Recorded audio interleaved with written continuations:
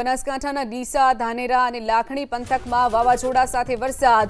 કાંકરેજના થરા, શિહોરી સહિતના ગ્રામ્ય વિસ્તારમાં વરસાદ નોંધાયો છે. ભારે પવન સાથે વરસાદના કારણે જનજીવન પ્રભાવિત થયું છે. બાજરીના લણણીના સમયે જ વરસાદ આવતા ખેડૂતો ચિંતાતુર બન્યા છે. કાંકરેજના શિહોરીમાં તો વાવાઝોડા જેવા પવન સાથે વરસાદ આવ્યો છે. તેજ પવન સાથે વરસાદથી બાજરી, જુવારના પાકને નુકસાન થવાની પણ ભીતિ સેવાઈ રહી છે. તો ઓગળ તાલુકાના થરાની આસપાસ ભારે પવન સાથે હળવો વરસાદ નોંધાયો હતો. તો ખેડૂતોને પણ નુકસાની વેઠવાનો વારો આવ્યો છે. દ્રશ્યો જે આપ જોઈ રહ્યા છો, ભારે પવન સાથે વરસાદ વરસ્યો હતો. વીજળીના કડાકા ભડાકા સાથે વરસાદ બનાસકાંઠામાં નોંધાયો છે.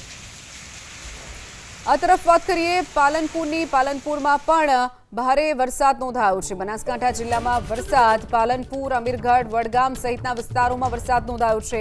ભારે પવન સાથે વરસાદની શરૂઆત થઈ હતી. મકાઈ, બાજરી સહિતના પાકને નુકસાનની પણ ભીતિ સેવાઈ રહી છે.